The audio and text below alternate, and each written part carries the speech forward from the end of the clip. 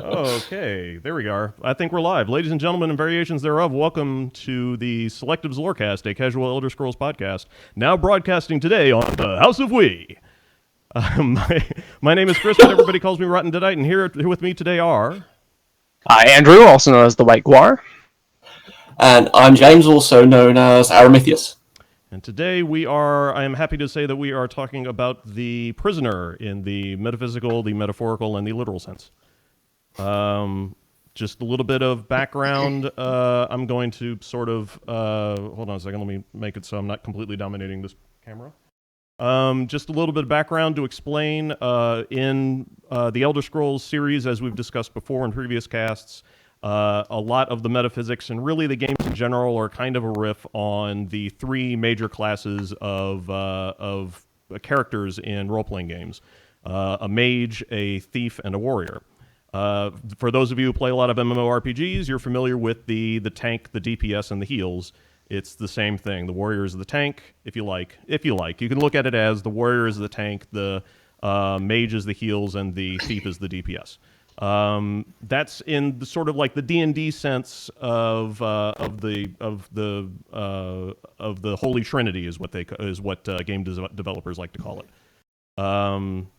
In the Elder Scrolls, starting with Morrowind, actually probably if you want to go according to the strictest timeline, starting with Redguard, the Holy Trinity became a metaphor or a series of symbols that permeates almost every inch of Elder Scrolls lore, and if you know where to look for it, you can find it every time.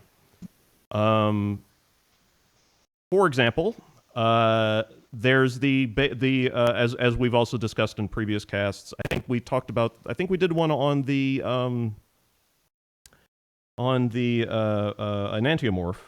So we discussed it briefly there, which is that there's a relationship between the king and the thief, and the mage is the witness that witnesses the interaction between the king and the thief. And the interaction is usually the king has something and has protected it, and the thief wants to steal it or kill it or take it or do something with it. And the mage watches this happen as the witness, and at some point or another there will be a betrayal of some kind. And that's largely most of the structure. Hold on a second. I actually forgot to tell everyone that we are live in Discord. Well, not to mention that the mage sometimes, not always, ends up maimed in some way or another. Gets harmed in the process. The witness, it's.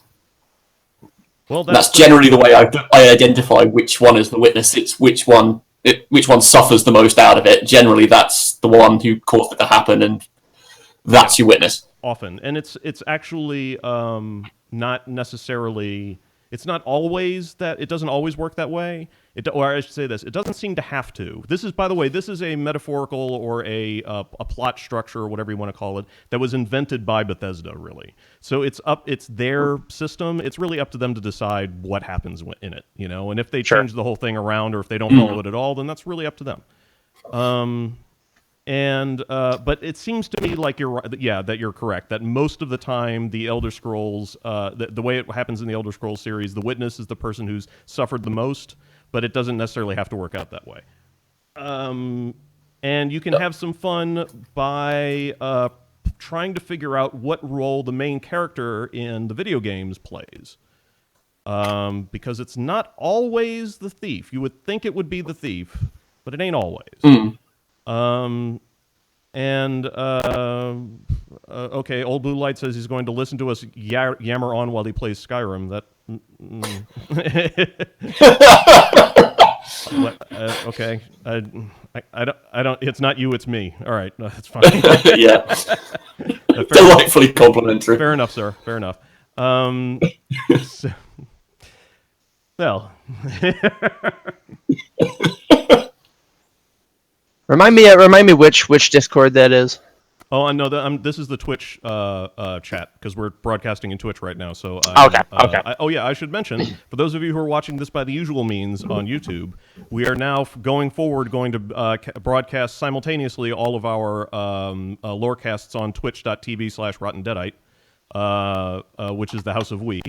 my Twitch channel. So when we eventually manage to get ourselves down to a decently regular schedule, you'll be able to dial in and ask questions and interact with us while we're doing the cast, instead of just watching passively while we yammer on and forget what we were talking about and lose our train of thought and so on, like I just did.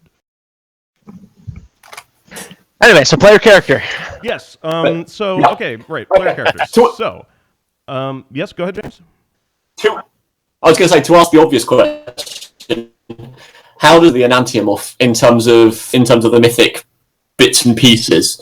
That's because they, as you said, the enantiomorph is Bethesda's invention. The prisoner is now coming up as Bethesda's thing as well.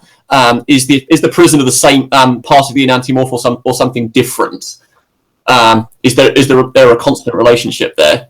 Right, and it's usually true that the prisoner is the is the thief, and I think Vivek in it was a forum post, I think, where Vivek was where Kirkbride was explaining in character some in-universe bits. Vivek mentions that the thief has a very strong relationship with the prisoner, because the prisoner begins in the tower being the building in which the king is protecting the secret that the thief, or the thing that the treasure, the MacGuffin, if you like, do you guys know what a MacGuffin is? Yes. I can't. I've heard the term. I can't say I'm familiar with it. It's a term. It's a thing that drives the plot.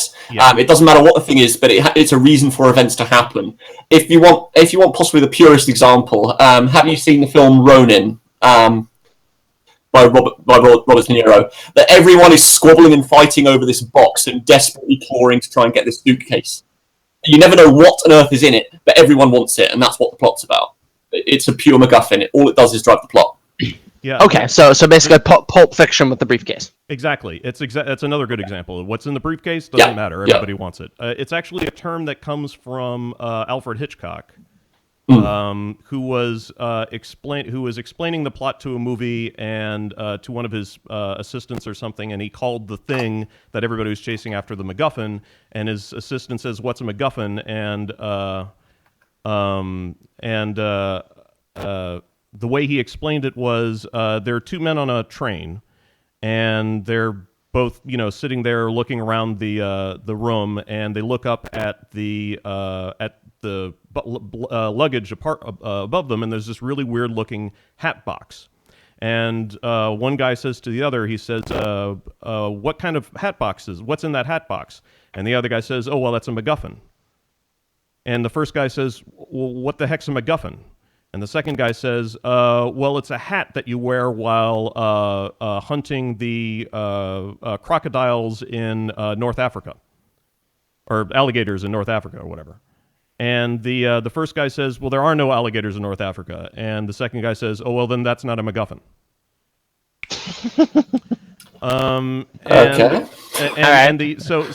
What Alfred Hitchcock was shooting for was, it doesn't matter what a MacGuffin is. It doesn't matter. It doesn't have. It's nonsense. It doesn't mean anything. It just is.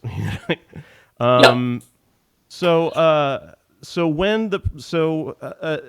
games like the Elder Scrolls games proper, in other words, not the Elder Scrolls Adventures, but the actual Elder Scrolls, 3 through 6 at least, or 3 through 5, pardon me.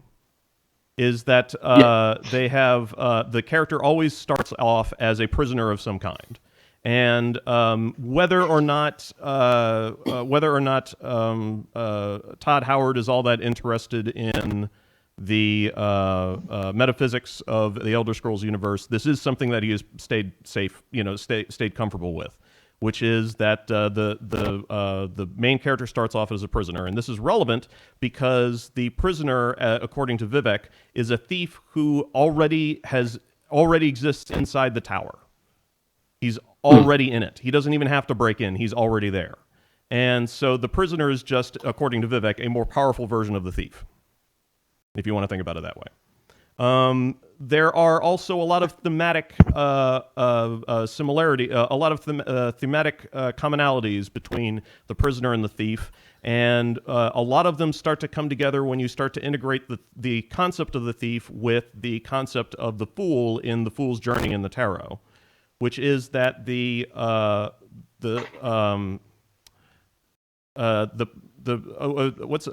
Blades agent from Daggerfall in the context of the prisoner, the fact that he wasn't, explains why he's so irrelevant to extended lore. He wasn't a prisoner. That's an interesting point, Old Blue Light. Yeah, the Blades agent in Daggerfall really wasn't tremendously relevant in lore. He was just sort of the guy, the FedEx guy, the guy who went out and took the orders and did the thing. He didn't really have a unlike, say, the Nerevarine, who was heavily woven into the plot, the lore and the plot of the Elder Scrolls series, and the main character, the champion of Cyrodiil, who was instrumental in not only defeating a Daedric invasion, but also indirectly causing or being a part of the downfall of the Empire. Big things, yeah. And the Dovahkiin certainly didn't help the Empire out either way, or maybe he did. I guess we'll find out. Yeah. Does that almost mean that the earlier games aren't heroes because there's not much in the way of events that are being dictated by what they do? There's no change of direction. Maybe. I mean, I think the point that Old Blue Light's making was that it's not necessarily that they weren't important or that they weren't the thief or the prisoner. Well, they probably weren't the prisoner, but they weren't the thief in an enantiomorph. It's that they weren't as highly ground into they weren't as highly integrated into the events of history, possibly because they weren't a prisoner. They still did the role of the thief, but they weren't necessarily as, they did the job, but they didn't do it in a way that had the same impact. You think the prisoner, in terms of the person that tries to change the system by being within the system, true, yeah, something like that.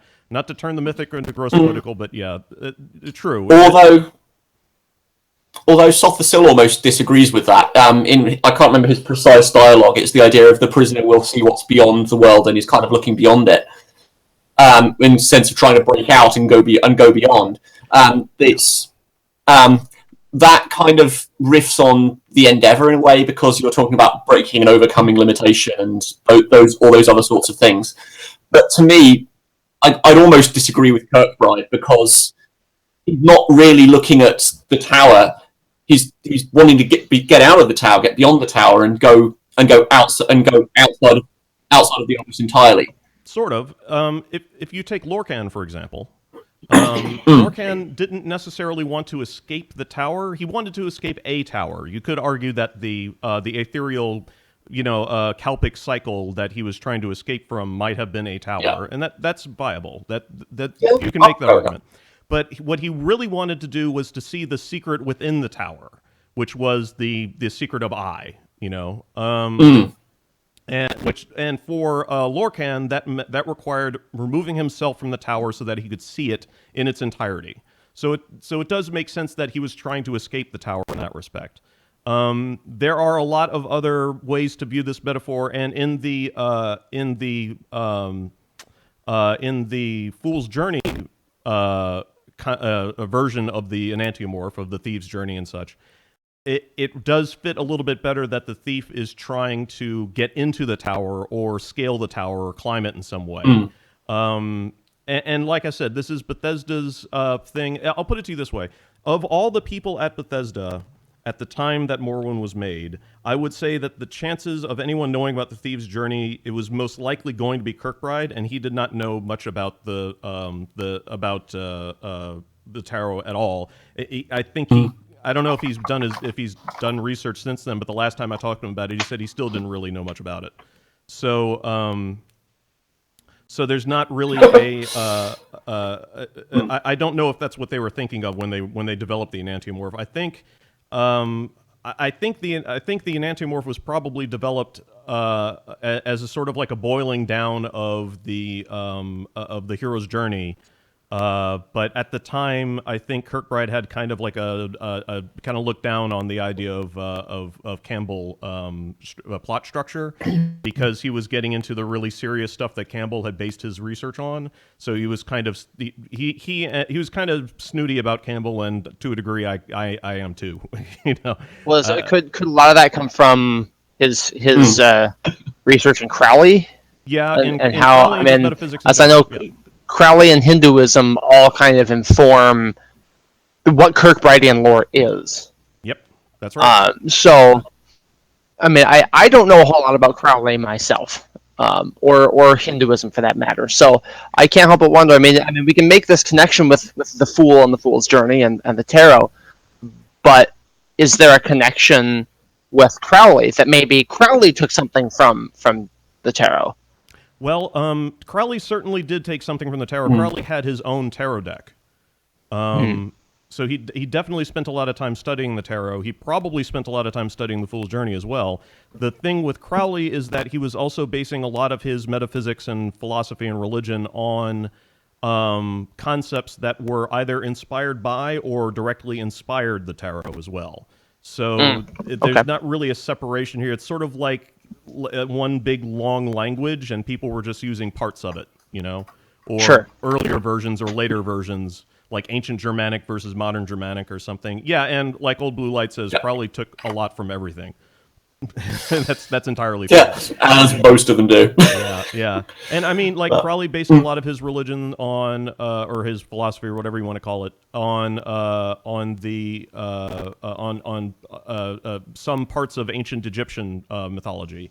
And ancient Egyptian mythology culturally is very similar to the cultures that, or I should say, very not only thematically similar, but also proximity close to the same cultures that created the tarot.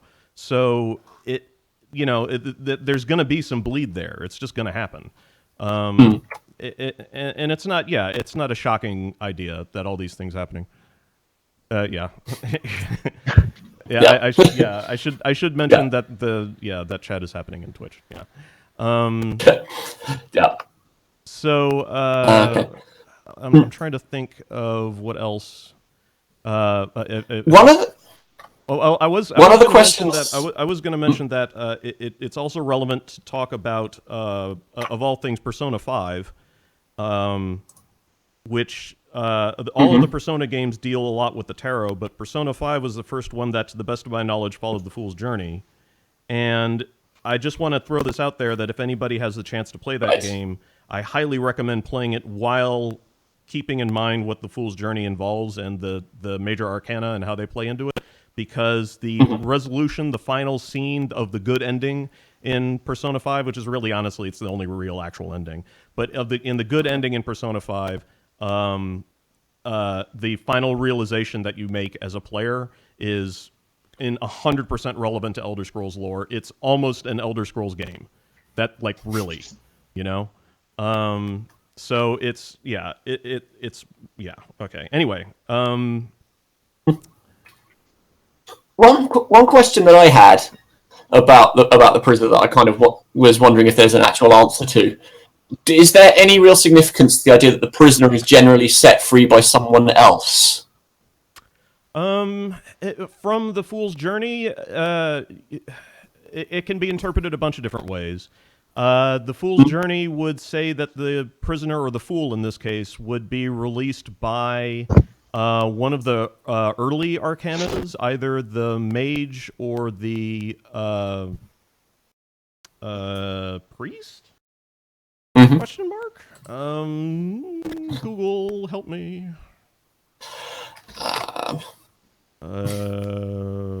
Hierophant? That would be the priest. It would generally be either the magician or the emperor.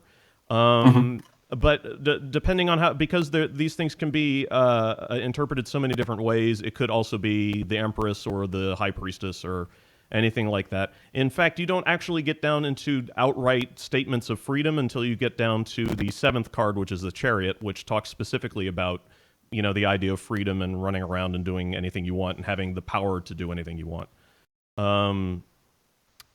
That's the only point where the Major Arcana starts talking directly about the concept of freedom. But one would assume that because the Arcana's definitions are so abstract, you could say that you're a prisoner all the way through to the very end. You know, you could theoretically put the Fool's Journey you could theoretically cast the Fool's Journey entirely within a prison. You know. Yep. Yeah.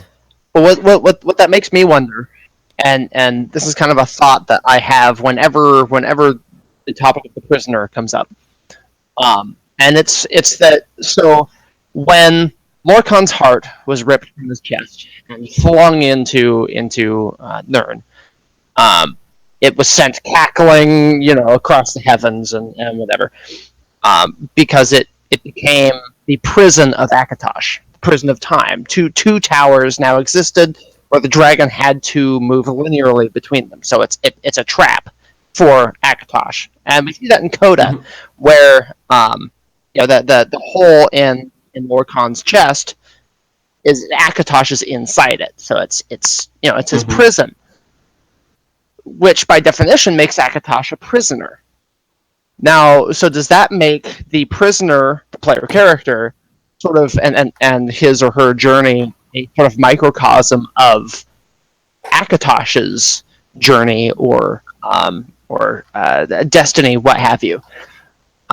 Because as we see in Coda, the Godhead, Ald Anu, whatever, is satisfied with the end of the cycle of violence, which heals Lorcan's heart and sets the dragon free, as it were.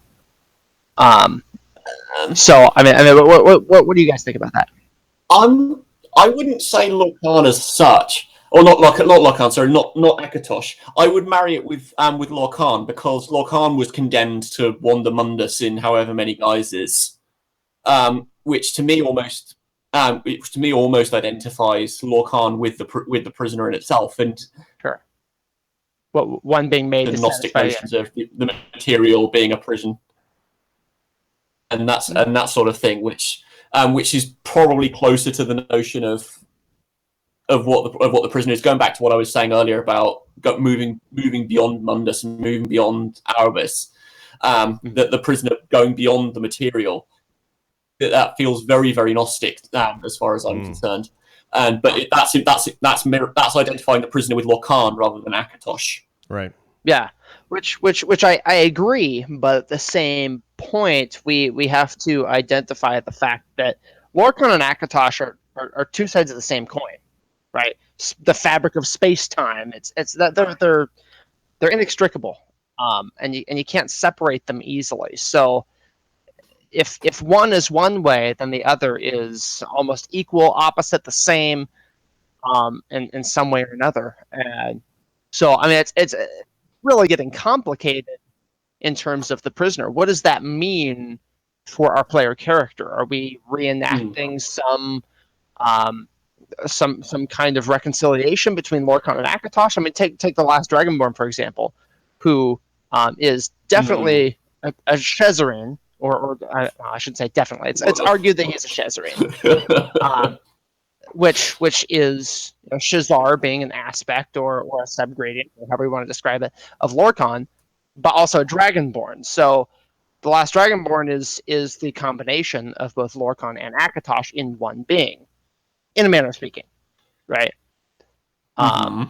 So, I mean, using that as an example, and he's also a prisoner. So, could that be a symbol of the Godhead, perhaps feeling trapped in his own dream, something like that? I mean, I'm branching out here, and feel free to tell me to shut the hell up. But I mean, that's kind of where my mind is taking me. Well, yeah, and yeah, right, and I think that you're onto something there, but the problem that you're having is that it's really easy to conflagrate or overcomplicate the relationship between everything. Sure. Yeah. What it really comes down to at the end of the day is you have when you're talking about the prisoner, you and the thief, and for that matter, any other part of the enantiomorph, you have to get very, very basic. And if you start to overthink things, then it just becomes one big complicated. Yeah, but I mean, it all starts to loop together into a yes and, but then what about, and so on. And that's because the enantiomorph as a plot device is not supposed to be incredibly complicated. It's supposed to be very, very basic. And as Johnny Anonymous pointed out in chat just a second ago, the prisoner is only a prisoner in it as long as he accepts being a prisoner. And part of the philosophy of the rebel, of the thief, is when of their evolution as a character, so to speak, is at what point during their lives do they visualize the prison that they're in and decide to escape? Because the visualization is not enough. You then have to decide to leave.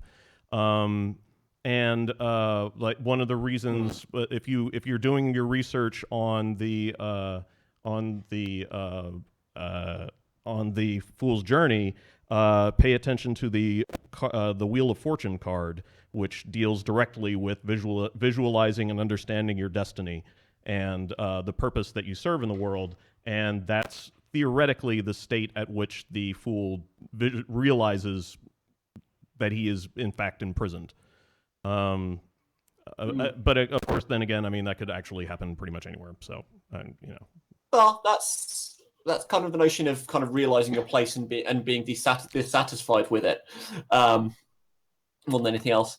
As far as I see it, but also worth mentioning where the prisoner starts is a nothing. The prisoner is a blank slate at this point, and then wants to not be not being a blank slate anymore. Right. Kind of being cut off from everything else, and then moving forward. Being in prison is almost a liberation in itself, because there is no past anymore. Right. Which you can then go into, and then you can go into the notions of making your own ancestry, which players do. I mean, players will write their own backstories. Yep, exactly. And a lot of the reason why your character doesn't have a personality or a backstory in the Elder Scrolls games is because Todd Howard wants you to do that. He wants you to invent your own backstory for your character. It makes perfect sense. Sorry. Not to mention that it's kind of a common, I don't want to call it a trope, but it's a technique that a lot of game makers will use. Take Pokemon, for example. Your character does not have a voice because it is supposed to represent you. You are that voice. So by making a silent protagonist, then it makes their experiences your experiences, and it bridges that gap between the fourth wall. Actually, that's exactly the reason why Morrowind originally did not have a third-person camera view. Was because they like Todd Howard and Kurt and probably Kirkbride all insisted that you play the game through the character's eyes exclusively, because it's supposed to be you. And the moment you bring the camera back out of the behind the character's head, you can the sort of the impact on the player himself is, that you start thinking, well, this is not me, this is somebody. This is another person, and it becomes less about you and more about your character. The reason why there's a third-person camera in Morrowind in the first place, and in all the games after that, was because they were putting it out for the console, and there was a lot of pressure from the publisher to make a third-person camera view, because some people, when they played console games, got motion sickness, and third-person camera views help a lot with motion sickness. Also, body mods and orc butts. True. Yes. Orc booty is incredibly relevant to the enantiomorph. Yeah. By Malakath. Or pig titties. One of those. Pig titties. Pig titties. Yes. Yeah. What? No. Let's move on. Please. Yeah. Anyway. Let's see. So Ferric is asking in chat, does the prisoner have to be the thief? Speaking on Oblivion, it could be argued that Martin is the thief, even though the player is the prisoner. And that's a really good point, because when you first start off playing Oblivion, the indication that you're going to be the thief in the enantiomorph is so strong that it comes as kind of a shock to me at the end of Oblivion when you turn out to be the witness, and that Martin was actually the thief the entire time, and your job was to sit there and watch it to make it real. And it might have been their intention at one point or another to make the player when they were writing the game, it might have been their intention to go a different direction at some point. But I mean, they took the direction they did for a couple of reasons. The first reason was it was sort of like, thematically very, or I should say symbolically very significant to watch Martin, theoretically the last Dragonborn Emperor, become an avatar of Akatosh. That was a big deal. They had to figure out another way to keep the Dragonfires lit so that Tamriel wasn't going to get invaded every fortnight by another Daedric prince. And also because it was just going to be a really fucking bitchin' scene, and that's like, they wanted to show the player this really amazing animation of Akatosh fighting Mehrunes Dagon. That's bitchin'. Who wouldn't want to watch that? Like a goddamn kaiju fight in the middle of the White Gold Tower. However, if they had done that where the player became the avatar of Akatosh, they would have had to have figured out a way to explain why you weren't always going to be the avatar of Akatosh after that point, or maybe it was a temporary thing, and eventually you would the inspiration would leave you or something. I don't know. It would have been pretty weird, and it would have been a lot. It would have required a lot more money to have the player become this giant, Titan dragon and fight everybody and so on. And also, Martin was played by Sean Bean, and Sean Bean has to die at the end of everything he does. So, Absolutely. Yeah, that's really the reason. So when I played through Oblivion, I was actually really disappointed with how it ended, with Martin kind of being the one who saved the day, and that was mostly informed by my experience as a player of Dungeons and Dragons, as a dungeon master. Because I mean, if you read the handbooks and like the Dungeon Master's Guide or what have you, it'll say, okay, avoid stories that include a Deus Ex Machina, where the players are just an accessory to the hero. Yeah. Like, try to avoid. You want your heroes, your players to be the focal point of your game. That's why they're there. That's why they're playing. It feels like the GM had an NPC in the game that he was playing all the time, and then at the end of the game, it turns out that the GM's character was the big badass who had to save the day. Yeah. Which, I mean, it's kind of lame, but when you explain it from an anti-amorph kind of lens, then it makes a lot more sense, and I actually like it a lot more. Mm-hmm. Because I mean, you have to balance all this stuff, but I'm okay with sacrificing that little nugget for something to make cool lore. Yeah, I'm down with that. Yeah. Yeah, and I think most people are. It wasn't a bad ending by any stretch. It's just, it is what it is. Yeah. So let's see. I'm trying to figure out what else to talk about for the prisoner that doesn't end with this heading down the road of just explaining the entire enantiomorphic system in general. I have a thought. Go. What if we discuss Vivek in relation to the prisoner? Because Vivek is the thief of this world, right? And you could argue that Vivek the Mortal was a prisoner in their early life, being basically a street prostitute, stuck in this situation, and then eventually becoming the wife of Molag Bal and being dominated, which is another form of being a prisoner, wouldn't you say? And then kind of transcending that prisoner status to arrive at Kim, which was taught by Molag Bal. Right. So, I mean, if we think about how Lorcan tried to achieve Kim, because I think everyone will agree that Lorcan failed, so that others would know how not to fail. I think that's the plan. He left to seize a tower on its side to try and arrive at Kim and didn't do it, but Vivek succeeded. So saw the tower from the outside, left the tower, right? So I mean, in that regard, what do you think?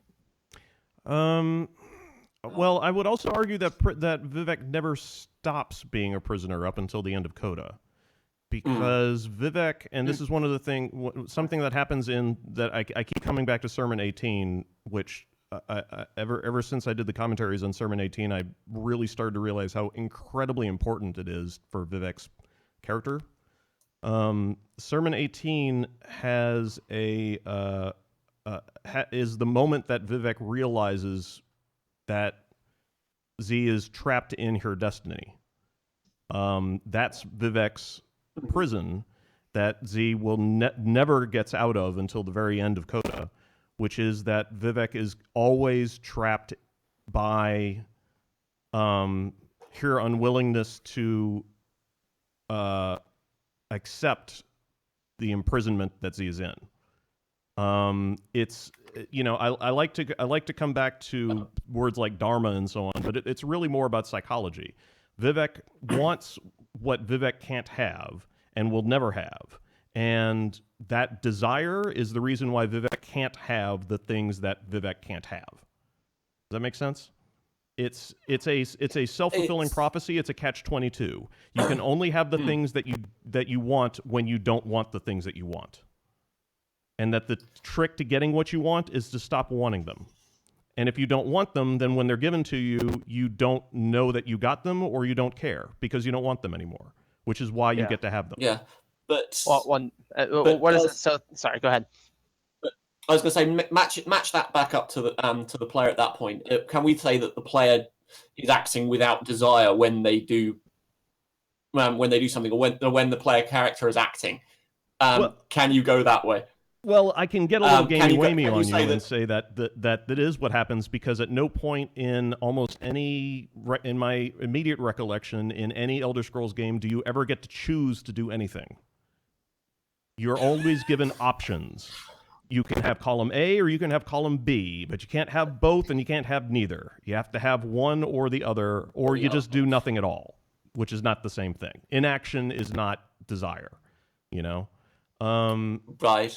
So you never actually but I mean that's a little gamey-wamey, and it's also frankly it's a little rude to suggest that in a game system, like in a video game system, where until major breakthroughs are made in content creation and scripting, you're never ever going to have an actual choice of what you can do in a video game. Unless those choices are microscopic, as in I want this sword but not that sword. It's, you know what I mean?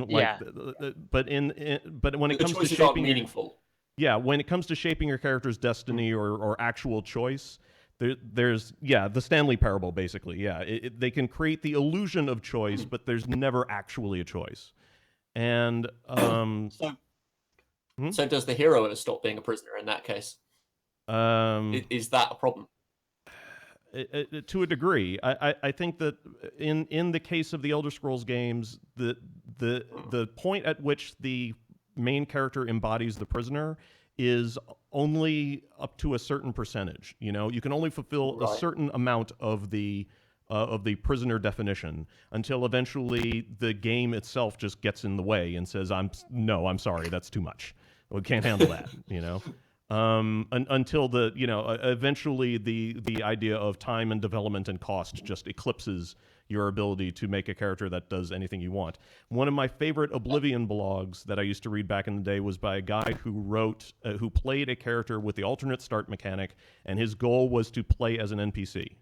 And so every time somebody ran up to him and offered him a task or a quest or whatever, he said, no, thank you. And he just went out and did nothing but do things that NPCs do, which is gather things in the woods, plant potatoes, and trade with other NPCs, and never, ever, ever adventure ever, He went hunting for deer and wolves, but he would only hunt for things that were not part of a quest objective. So he tried as hard as possible to avoid all quest objectives.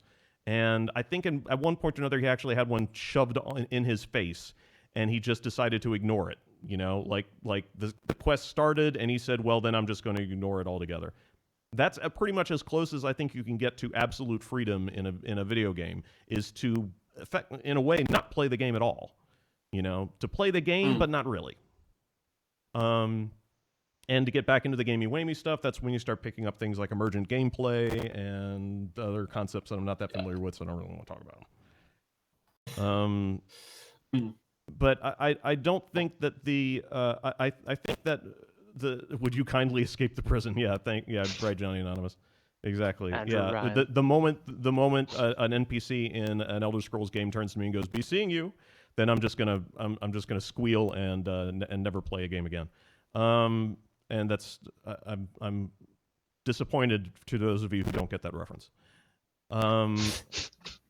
In the case of as the enantiomorph applies to the Elder Scrolls games, I think it's a very safe assumption to just say this is a plot structure, really, and less. It has, by necessity, it has to be less about philosophy than we would like it. Yeah.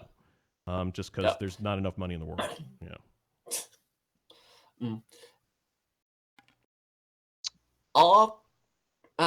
Just another thought that struck me. All the player characters, just kind of taking player characters as prisoners. They all disappear afterwards. Are prisoners? In terms of prisoners being single serving in a way. They thinking back to IFW's document, which we need to link somewhere, and that's that they will do something and then kind of fade away into the background. Do they then escape causality in that sense? Once you're done with the game, they don't matter because they've either escaped the ability to affect anything, or I don't know. I'm trying to string a sentence together. I've not quite got it. Yeah, I think I know where you're headed with this. Why do they vanish at the end of the game? Is it because they're not part of the antiomorphic structure anymore, or is it because a new thief has been introduced in the next game? Or I think I sort of alluded to this back when I was first starting my Morrowind playthrough, which is this sort of idea that I have in my head, and you're sort of lining up with it by accident, which is the idea that the reason why the Elder Scrolls games are called the Elder Scrolls is because the Elder Scrolls games are Elder Scrolls, and that your character is that you, the player, are acting as a witness to an enantiomorphic, to the collapse of the enantiomorphic waveform, and that the interaction you're viewing is the player character as the thief interacting with the king, which is the game. And it gets and the reason why your character disappears, quote unquote, at the end of, or I should say at the beginning or just before the beginning of the next game, is because you finished reading that Elder Scroll and he doesn't exist anymore. Well, it kind of puts into a whole new perspective what Zurin Arctis, that quote that Zurin Arctis has at the very beginning of Morrowind, as you're starting a new game. Every event is preceded by a prophecy, but without the hero, there is no event. Right. So, I think what the Underking is literally talking about is, without you, the player, there is no game. Exactly. It's Which, just I mean, a CD. maybe a bit meta with it. But yeah. And another thought that's just struck me is there any knowledge to be got out of the tower being a scroll case? In that sense. Oh right. If the prisoner is escaping the tower, are you escaping the video game? Are you escaping the game? Are you escaping the scrolls? Are you escaping? Is Todd Howard telling us to put the game down and go outside? If he is, I don't appreciate the criticism, Todd. I think my time is well spent. Yeah. It's my own life, as late as I will, damn it. Yeah, god damn it. Stop playing video games, nerd! Yeah. He was in the chess club. All right. Who's laughing now? Yeah. Let's see. Yeah, I mean, I think that I've always sort of had this like dream of having an Elder Scrolls game that the treasure is in the tower. We want the dopamine. Yeah, true bike sorts. Yeah, yeah, that's true. I need my reward. I need my my reward cycle. My reward loop. I need better gear so that I can kill tougher things to get better gear, so that I can kill tougher things to get better gear. And that's the there is prisoners no escape the event in that, pertinent though. story that he was the hero of off into their own story. That's a great idea, Ferric. The escape that you have at the end of an Elder Scrolls game is your character escaping the restriction of the main plot. And at that point, you can do what a lot of people do, which is, well, great, I finished the main plot. Now I can go do all those other quests that I wanted to do. You know, maybe that's the player's reward, is that you're no longer obligated to complete the main quest line anymore, and now you can do anything you want. Yeah, because Azura's dialogue at the end of Morrowind is, and there is still a load of stuff to do. You are now the protector, which is kind of that, and also kind of now you're running Azura's country. Therefore, make the most of it, which is another set of restraints. Whatever you do, don't say disappear and fuck off to Akavir. No, that would be a terrible idea. Oh, hang on, wait. Yeah. Yeah. Well, in a sense, maybe they did. Yeah. In a sense, if you're going with the idea of Akavir as the future, taking the prisoners disappearing off into whatever future, into their own future. In that sense, they've finally managed to escape everything. Mm-hmm. I don't think that's ever played out anywhere else that I'm aware of. Although I don't know, the hero of Kvatch disappearing off to the Shivering Isles is probably not the same thing, because they just take on another role. Old Blue Light asks the question: what else is your character supposed to do? Open a shop in Balmora? It's funny you mention that, because there's legitimately an Oblivion mod that I played at one point where you actually open a shop and like there's a plot line and everything, and it's actually pretty good. That question is revealing. What else are you supposed to do? In the sense of the Enantiomorph and in the sense of the Fool's Journey, the question is, this is what you are supposed to do. The Fool's Journey is literally the only thing for you to do, because it is your destiny. It's what's there for you to do. And the longer you try to avoid it, the more strife and difficulty you're going to have in the worst possible way, because you're avoiding your responsibility, I guess you could say, as a player character. Mm-hmm. You have a responsibility to save Tamriel, because let's face it, you're fucking always saving Tamriel. That shit's in trouble all the time. So it's your responsibility to do this, and so the question of what else, like it's just a fun question to throw around. What else are you supposed to do? Well, nothing.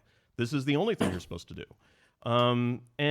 There is also the interesting argument of what happens to the prisoner or the thief once they've, do they become the king at the end of the enantiomorphic cycle? And the answer... That was my understanding. Yeah. Well, but the answer really ought to be maybe. Like, if we're being totally fair, it's not necessarily a guarantee, I think. The more I think about it, the more I think it's probably unfair to say yes always. Because I think that's kind of a... Yeah, true, Sobek Gray, maybe. Very true. That's let's it's one of those things where you can't really reliably say, like, you can't reliably nail down Bethesda's plot department. You know, their writers aren't obligated to fulfill anything in the enantiomorphic relationship except the very basics.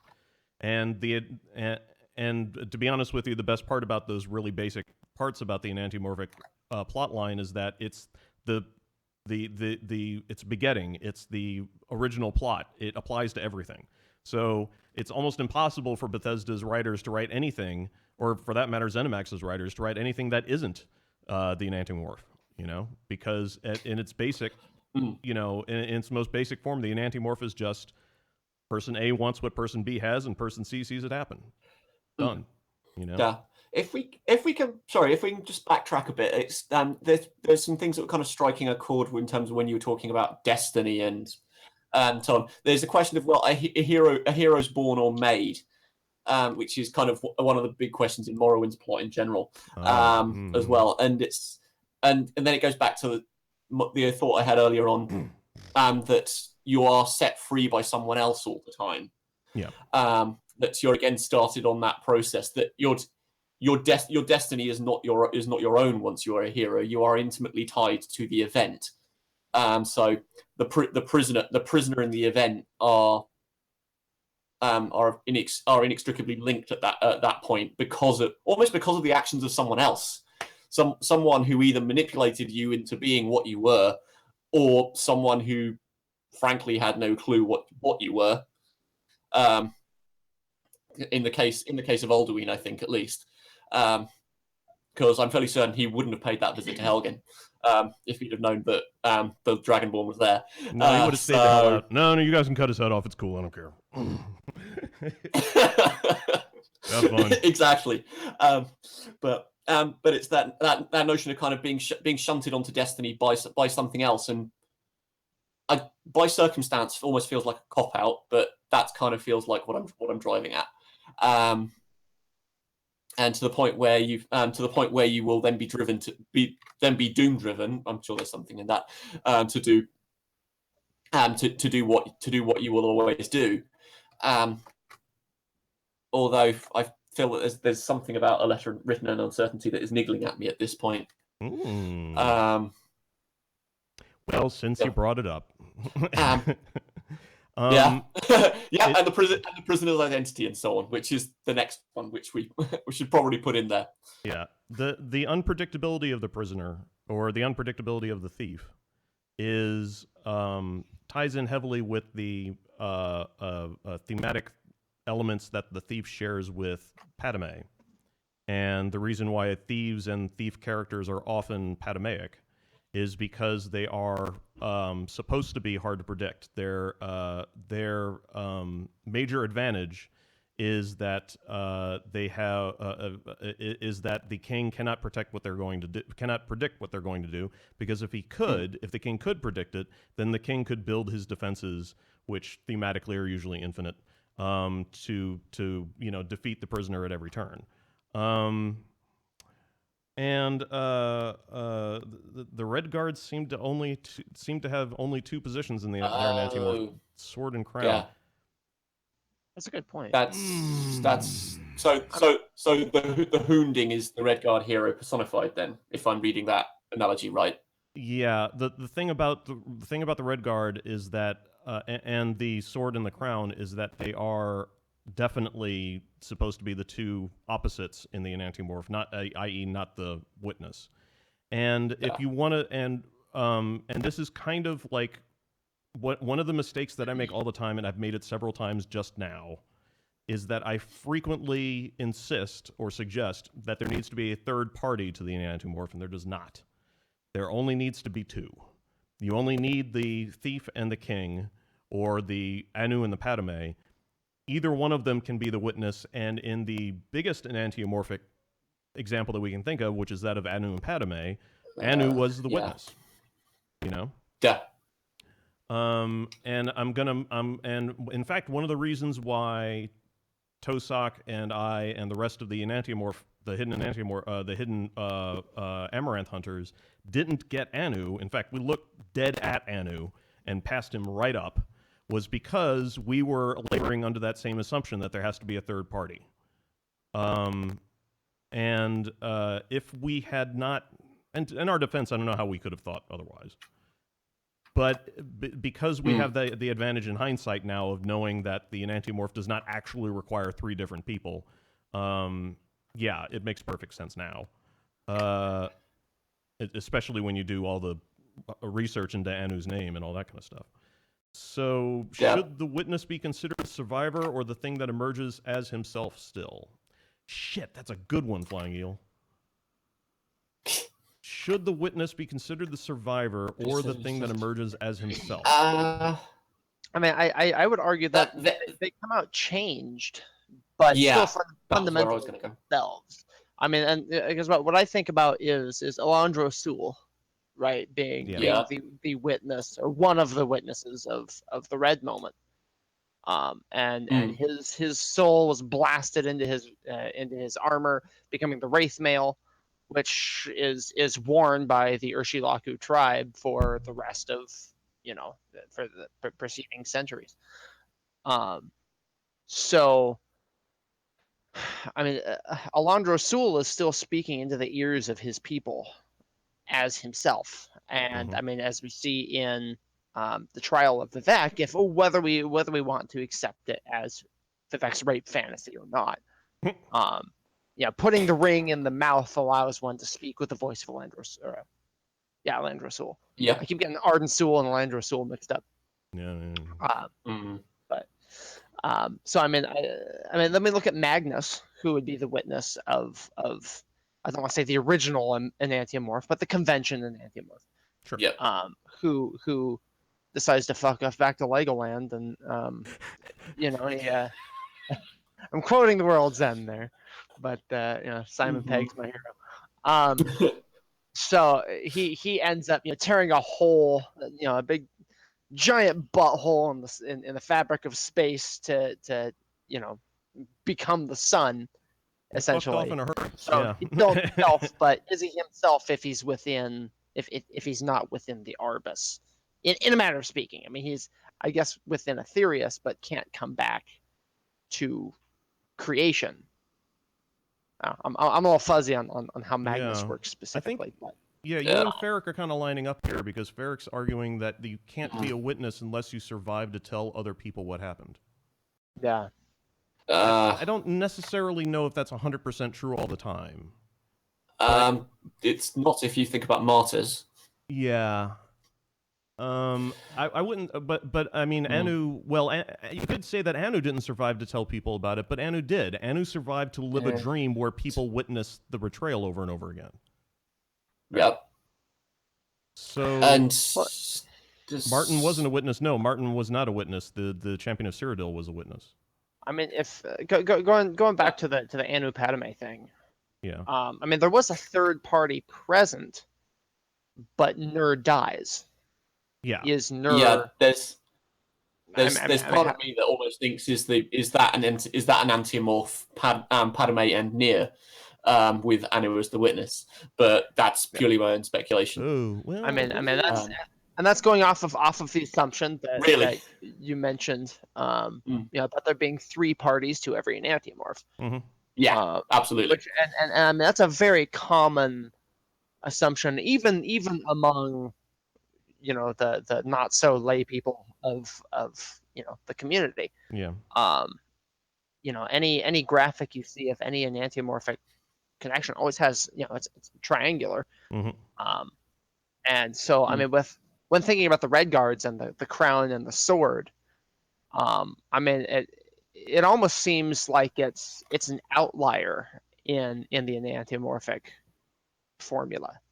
Right? Sort of, but I mean, I think the crown and the sword is supposed to represent the king and the thief. Mm-hmm. You don't necessarily have to have a third element to represent the witness. The crown and the sword is just, that's where the conflict is happening, and if you're not a part of the conflict, then you're the witness. You don't need a symbol, No, that's but the crown and the swords. The crowns and the swords were that's like the easiest indicator that the enantiomorphic concept had started at Bethesda, was because they exist. Does any of this structure apply to the enantiomorphic structure? The betrayal is supposed to be the event that resulted in Anu's amaranth, and therefore was not subject to the enantiomorphic boundaries of said amaranth. Well, I'm kind of wondering.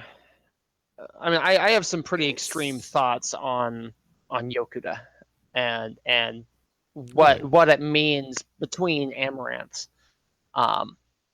And so I can't help but wonder if the Red Guard idea of the enantiomorph is a two-party system, because that's how all the Anu remembers it, and so that informs.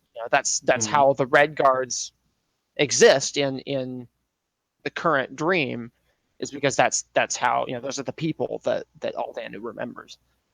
I mean, so for those of you watching who aren't familiar, I have this idea about interdream travel. And so I use this thing I call the lens of perception. I've made posts about this all over the place to kind of spread this idea. And so everything that comes from a different dream, be it Yokuda, if we accept that it's a dream, and this is really heavily playing on Marilla Ryan's ideas of the Godhead and its contents. And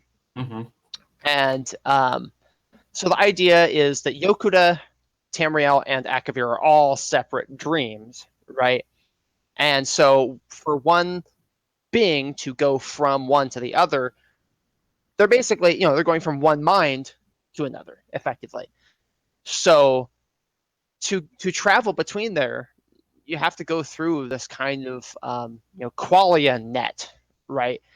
You may experience green differently than me, so that color that travels from you to me will be translated differently once I receive it, right?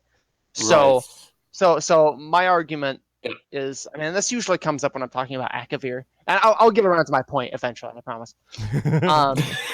Don't hurry, none of us do. But the idea is, so like take the Seisi, for example. We know them as these snake people, right? We eat it to become it and all that. And Toshak will disagree with me on this because he does every time. But my thought is that's how Aldanu the Godhead interprets the people that came from Akavir, which is Jubal's dream. So if we go to Jubal's dream in an actual sense, right? So we are seeing it from Jubal's perspective rather than Aldanu's perspective. Then they're just normal people. But because they come from an dream from Anu, from the future, right? He doesn't know how to deal with it. So he uses metaphors, which become, metaphor made manifest, right? So these snake people are that way because that's the only way that Anu knows how to translate them, right? So going back to Yokuda, we get a little more accurate of an interpretation because that's where Aldanu came from, right? That is the dream where he was born and found Amaranth from that dream, right? Maybe. So the Yokuda we see, while there is some metaphor still present, so Yokuda sank, because of war. Well, maybe what Aldanu remembers is that, these people were warring, and it tore the country apart in a metaphorical sense. So he equates that to, okay, well, the nation sank because of because of conflict. So when he remembers the Red Guards, or the traditional Yokudan people that he may have been a part of, right? Then he remembers a little more of their metaphysical structure and ideas, which help him form Red Guard culture.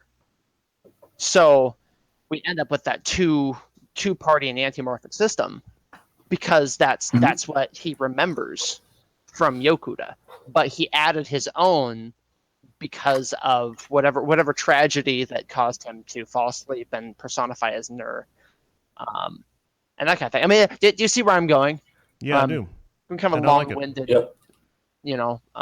And more importantly, because one of the things that I've always kind of, I don't think about this very often, and this is not something that I'm particularly passionate about for reasons that'll immediately become sadly obvious. But one of the things that's kind of bugged me about the Elder Scrolls series is the suggestion that Nords are the first humans, or the first men.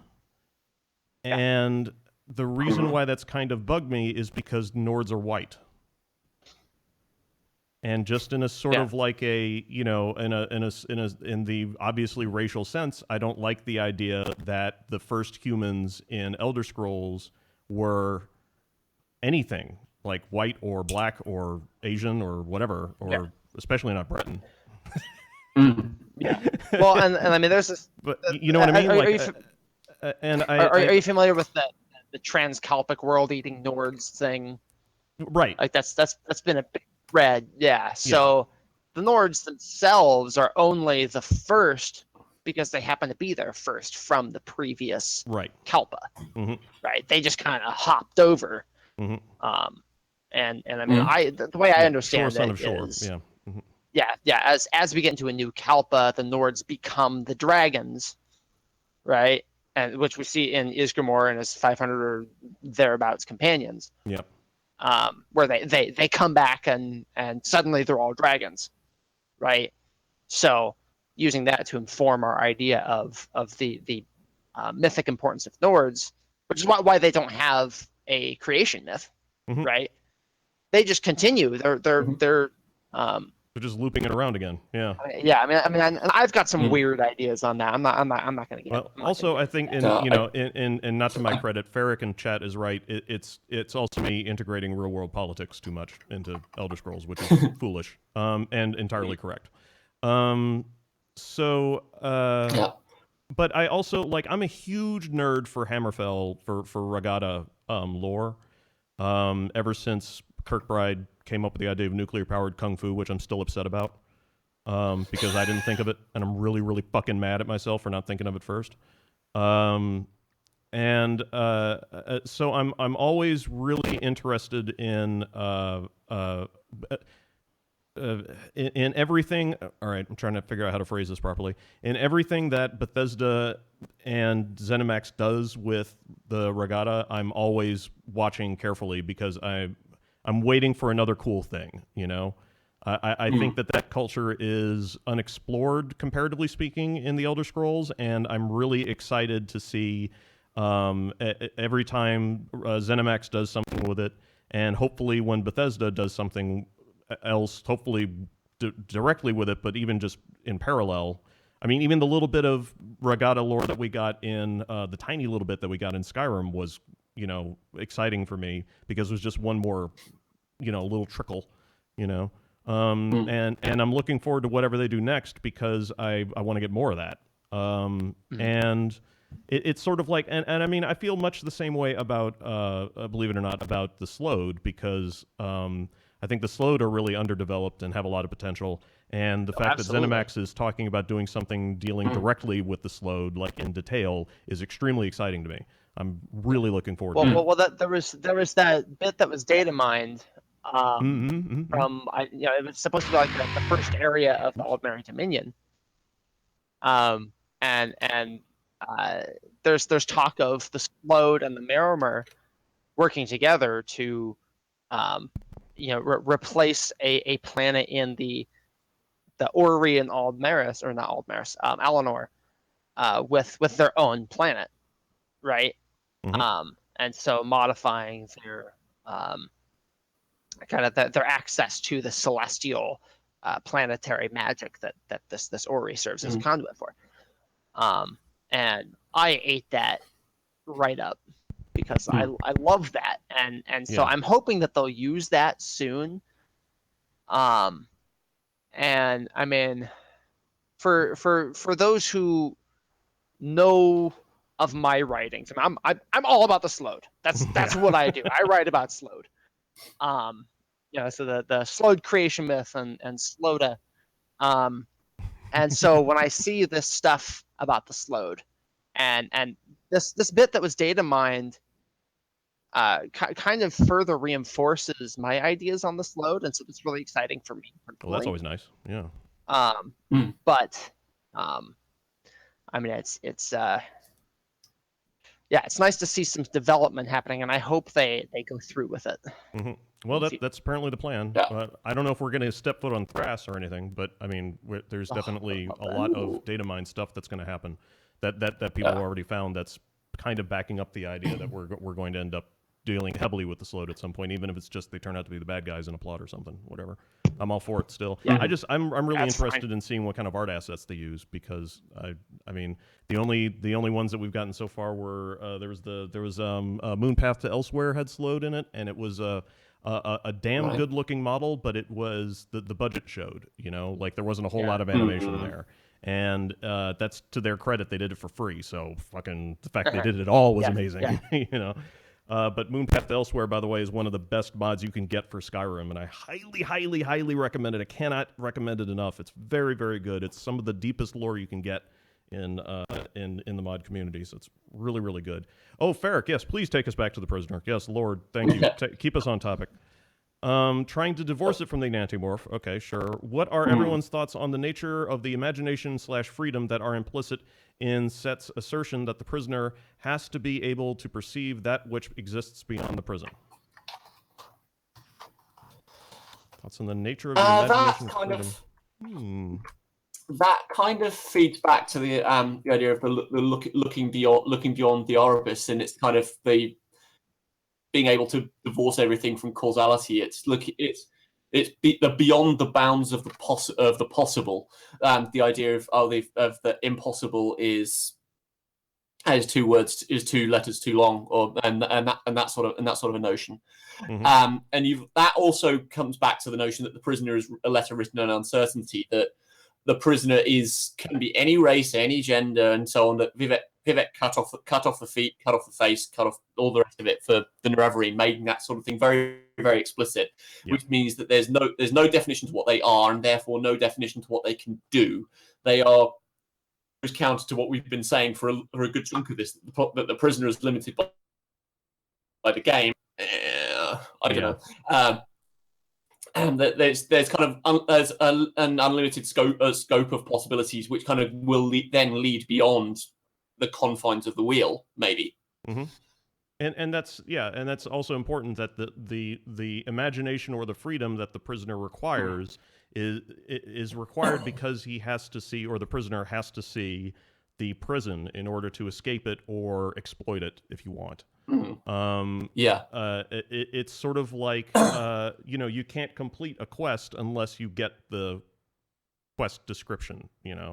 Until you realize what it is you're supposed to do, arguably speaking, you can't do it. But there are other philosophical standpoints that say that if you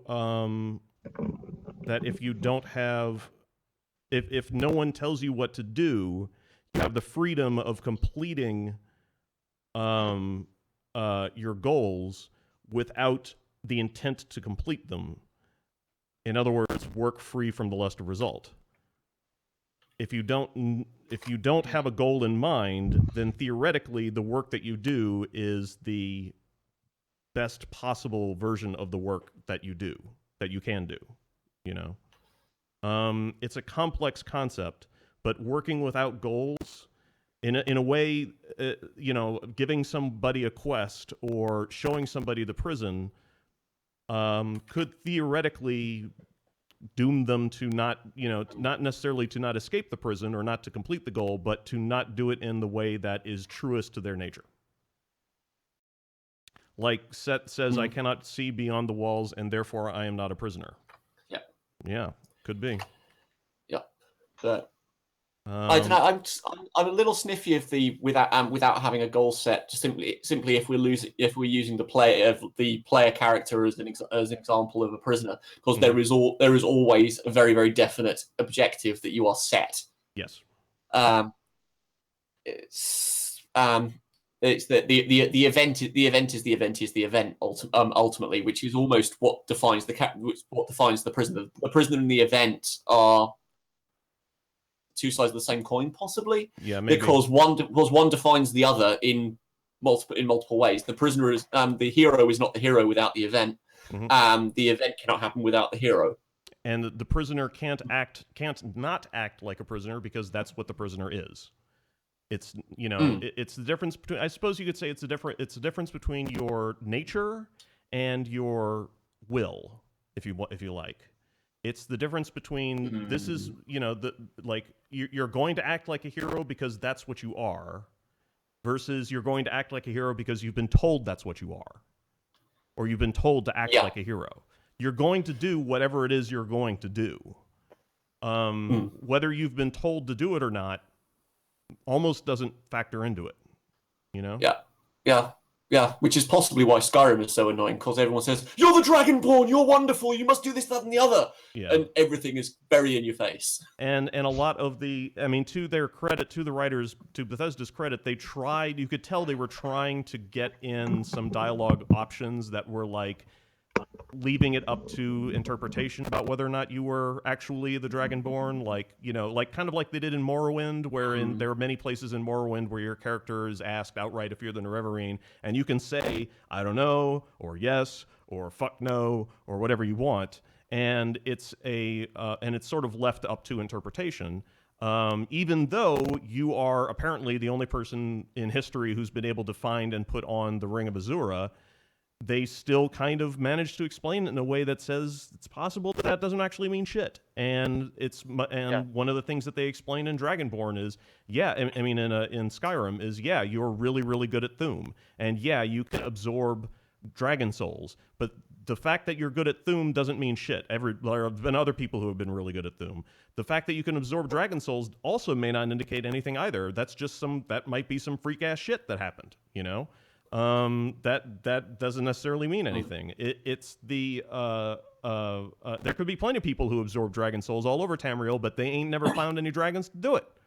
So there's all kinds of there's all kinds of possibilities in Dragonborn, and they in Skyrim, and they kind of the dialogue does seem to at points kind of try to give the player the freedom to roleplay that out, but at the end of the day, it kind of doesn't quite. They don't pull it off as well as they did in Morrowind, and they didn't even try, as far as I can figure out in Oblivion. They were just outright telling your ass a story in Oblivion. You know, welcome to the plot. Here's your place in it. You know. Well, again, you were kind of along for the ride while the NPC did all the cool stuff. That's true. That's very true. Well, I mean, to be fair, you are the hero of Kvatch, and you do. I am the hero of Kvatch. You know, you get that sweet ass statue of yourself built in Bruma, and after fighting off hordes of Oblivion, and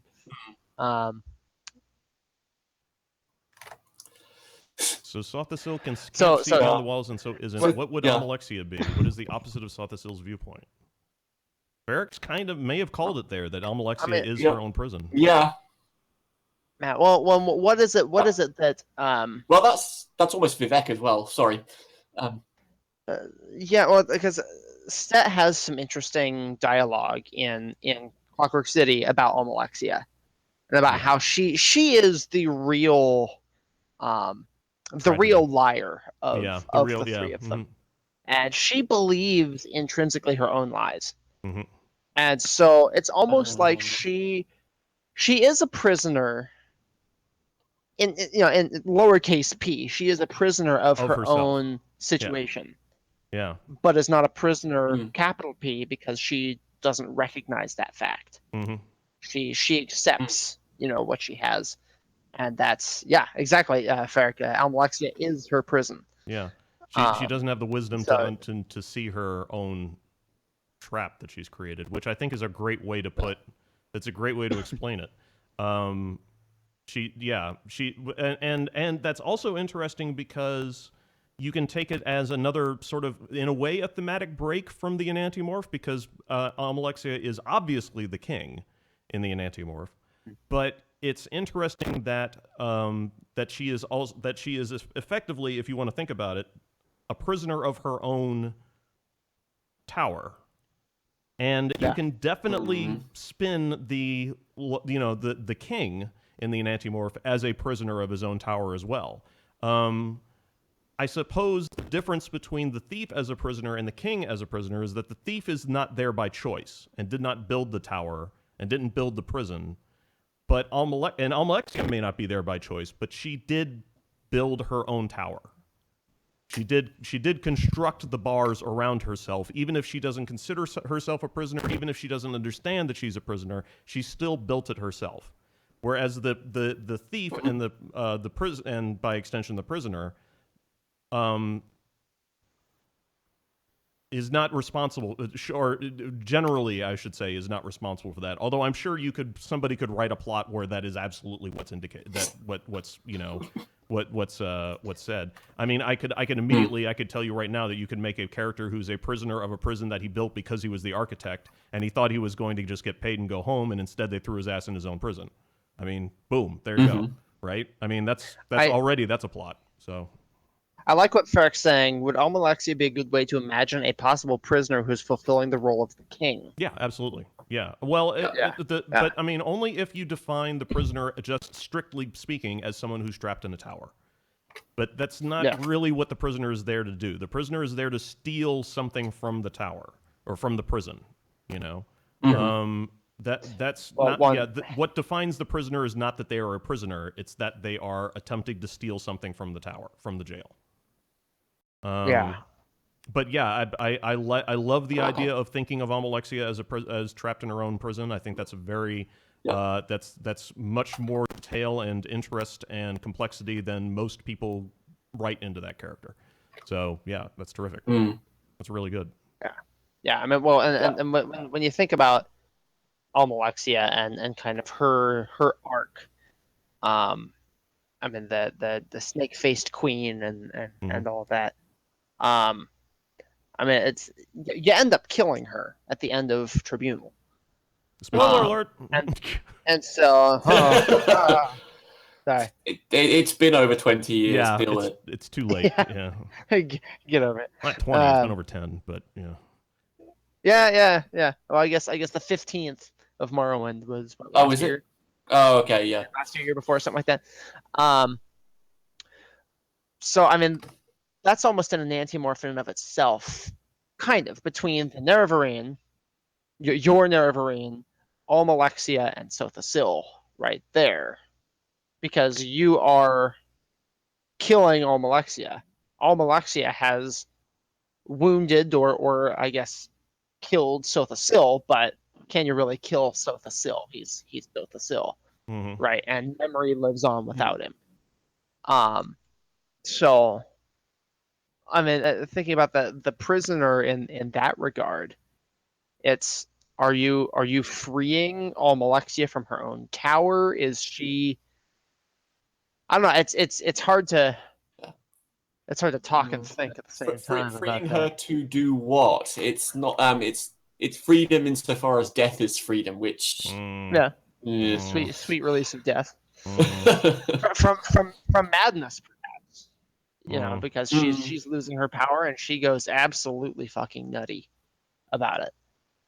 Which is why she killed Sothasil in the first place. Yeah. I don't know. I think it's a little dismissive to say that Almalexia was insane. I think she was she'd made some bad choices. But I think she was well. I mean, I'll put it to you this way: in the DSM-4 sense of things, I would say that Almalexia had probably earned herself some time in under some heavy medication. But I don't think that I would definitely say that she was off her fucking rocker. She definitely needed a lot of therapy. But I don't think that I wouldn't say that she was absolutely 100% gone. I would say that I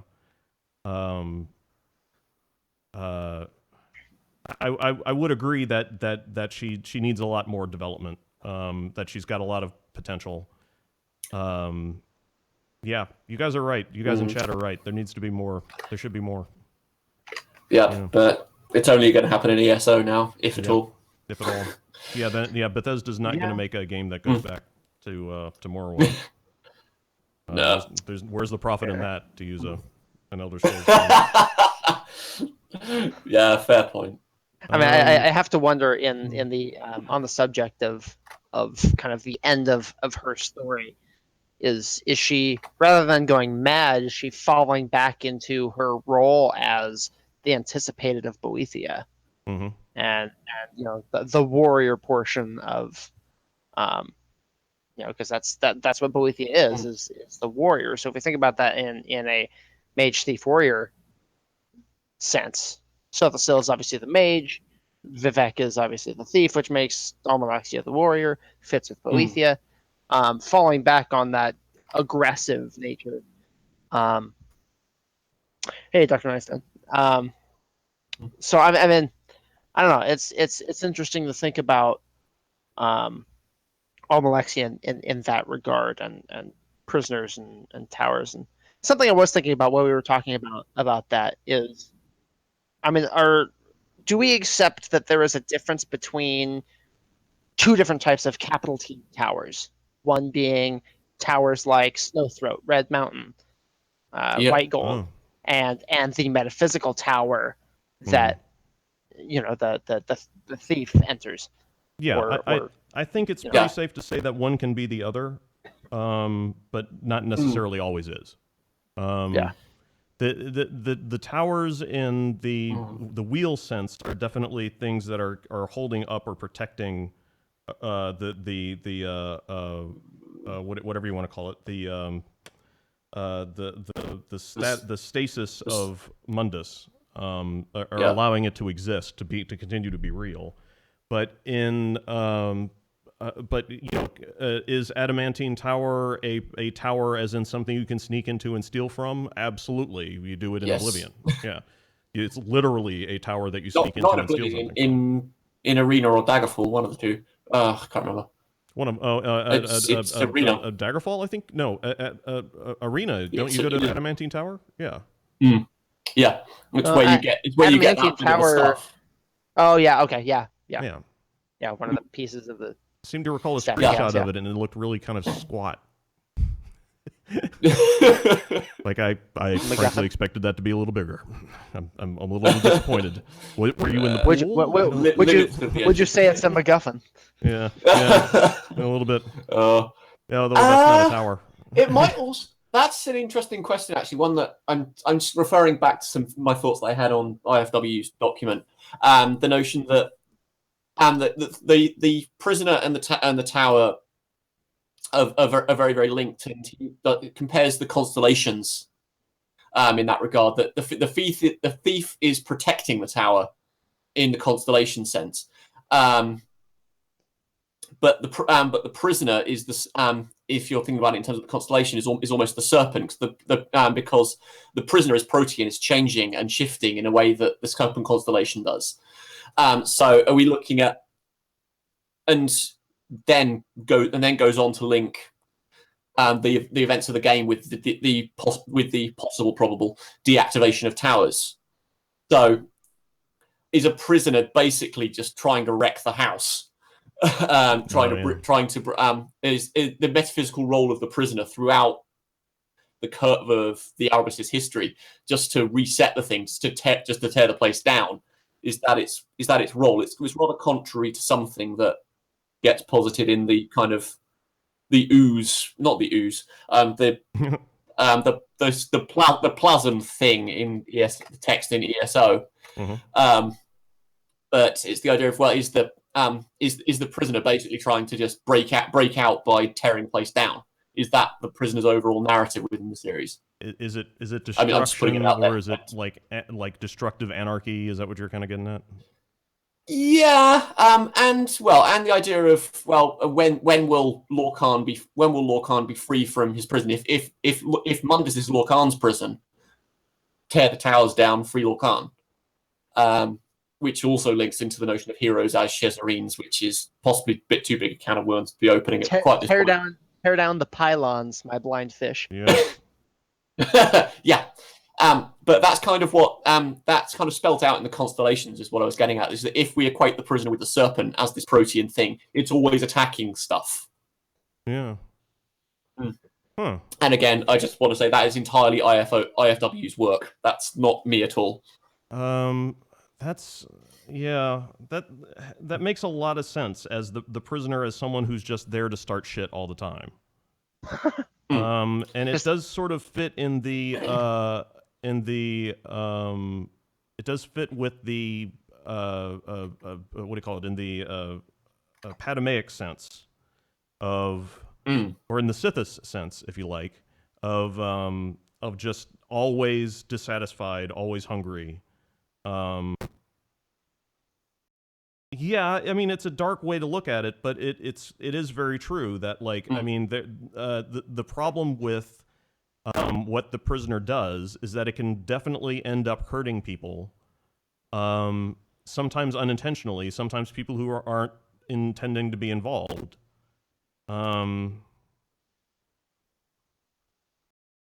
But it's hard to say where the fault lies at that point. That's just really complex. I don't think I have the philosophical guns to deal with that. Well, we need Ziegler. Yeah, I know. Right? Yeah, I know. Sorry, what's the? He couldn't make it. Yeah. Yeah, I think that if going from his notion of numidium as the Dwemer hell, he would probably say that you're murdering anyone anyway because you're stopping all the people from existing who would have existed after that point. I had a really. I'm going to throw this out there really quick. It's just something to think about. I had a thought on the way into work Friday about numidium, because I was thinking about the suggestion that Yagram Bagarn made that it's possible that the experiment may have gone awry, which was the idea that maybe the goal of numidium, because the Dwemer disliked reality so much, and consciousness and conscious thought and cause and effect and causality in general, which is why they were so interested in things like contradiction and nonsense and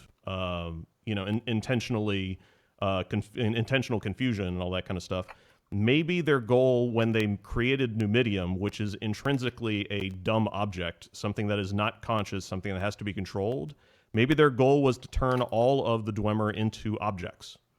To remove themselves from reality was, maybe they were trying to remove themselves from consciousness, and they turned themselves into an object. Yeah, that's like the goal was to, turn themselves into their own animalculi. Yeah. I don't know. Maybe. I'm just throwing that out there. Yeah, something to think about. It's just, when you're trying to. Yeah, that's kind of the one flew over the cuckoo's nest. Solution exactly. to everything. Well, if it's all wrong, wipe out your. Right. I'm kind of interested in pitching the Dwemer in general as people as a culture that intentionally is hard to identify with and doesn't make sense for outsiders. And I kind of like the idea that they would have could come up with a living condition, quote unquote, or a condition of existence which does not exist but is also not non-existence. Something where they no longer are subjective to reality, but instead are removed from it while existing in it. What is it that numidium's seeking in the first place? Yeah, the nullification of everything. Well, Gray maybe, right? Yeah, the denial, right. You just wanted to win, maybe. Gray maybe. Yeah, but winning is not maybe. Yeah, that's Jubal's point. Winning is no. Yeah, exactly. Denial. Acceptance or surrendering is yes, but maybe is something different. Yeah. Yeah, I think that maybe that's I think you're onto something there. Yeah, maybe. I don't know. Okay. Anyway, but we've already blown over a half an hour over where we usually like to put these casts at. So we're gonna call it here. Sure. This is going to be an extra long YouTube upload. I'd like to thank my guests for showing up today. I'd like to thank Undead Merchant and Shredded Pants for following during the cast. Thank you guys very much. Welcome to the House of We. We'll talk about when we can do this next, off the air, obviously, because I don't want to hold anybody's feet over the fire. And I guess we'll probably continue. Do you guys want to do the King next time, or That'd be the cool. Mage? Yeah, I'm down. We'll do one of those. Yeah, sure. Yeah, save a little bit. Leave them wanting more. Thanks very much, everybody, for watching, and we will see you next time. Oh, and of course, for those of you who don't already know, and you probably already do, tune in tomorrow, 10 a.m. Eastern Standard Time, where I'm playing through yet more Morrowind. We're building a tower. It's fun. I hope to see you guys there. Thanks very much. At a glacial pace. Yes, a glacial. Bye. Bye. Bye.